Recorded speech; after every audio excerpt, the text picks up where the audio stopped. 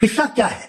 اب آپ یہ دیکھیے کہ مجھے کبھی کبھی لگتا ہے کہ جو فٹ بال فائنل ہوتا ہے، لاکھوں لوگ ہوتے ہیں، پھر وہ ٹی وی تو کروڑوں لوگ، اگر اس میں خدا کی ایک گونگی آواز آ جاتی میں گاڈ ہوں، تو سارے لوگ ابھی سن لیتے اور ٹی وی پہ بھی سن لیتے، قصہ ختم ہوتا۔ یہ اتنی رازداری کیا ہے کہ تم سامنے کچھ تو ثبوت دے دو ہمیں۔ Wake up to reality. بھائی اللہ تعالیٰ موجود ہے، وہ دکھتا بھی ہے لیکن دیکھنے کے لائق کوئی ہے نہیں۔ دکھتا بھی کا مطلب یہ ہے کہ وہ دیکھا جا سکتا ہے، وہ دیکھا جا سکتا ہے، مگر کائنات میں مخلوقات میں کوئی بھی چیز اس کو دیکھنے کے قابل نہیں ہے۔ ہم کب کہتے ہیں کہ اللہ تعالیٰ کو دیکھا نہیں جا سکتا؟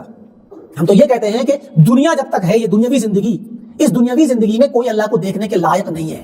مرنے کے بعد جب دوبارہ اٹھیں گے تو اللہ تعالیٰ اس قابل بنا کر کے اٹھائے گا کہ وہ اللہ تعالیٰ کو دیکھ سکے، قیامت میں دیکھیں گے۔ دنیا میں بھی اللہ کو دیکھنا تو ممکن ہے، یعنی اس کی طرف سے دیکھا جانا ممکن ہے، وہ کہہ سکتے ہیں ویزیبل ہے، وہ اس کو دیکھا جا سکتا ہے، مگر کوئی دیکھنے والا نہیں، کسی دیکھنے والے میں طاقت نہیں۔ کیونکہ موسیٰ علیہ السلام نے کہا تھا رب ارینی انظر الیک، کہ اے میرے رب مجھے دکھلا دے، اپنا دیدار کرا دے۔ موسیٰ نے کہا تھا نا رب ارینی انظر الیک، مجھے دکھا دے، میں تجھے دیکھنا چاہتا ہوں۔ تو اللہ نے کیا کہا؟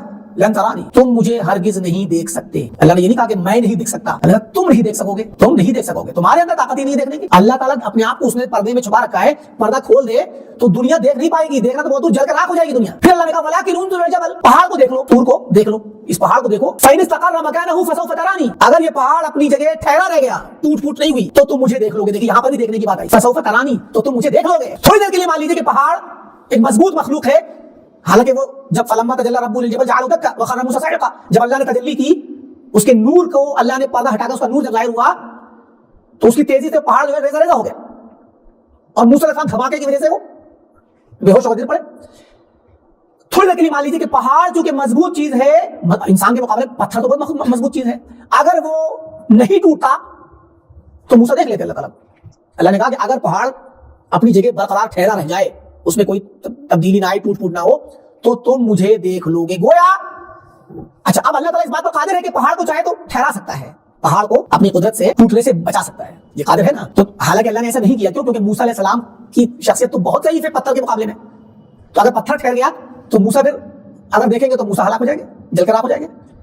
تو اسی لیے تجلی کا فوکس صرف پتھر پہ تھا، پہاڑ پہ تھا، موسیٰ پہ نہیں تھا۔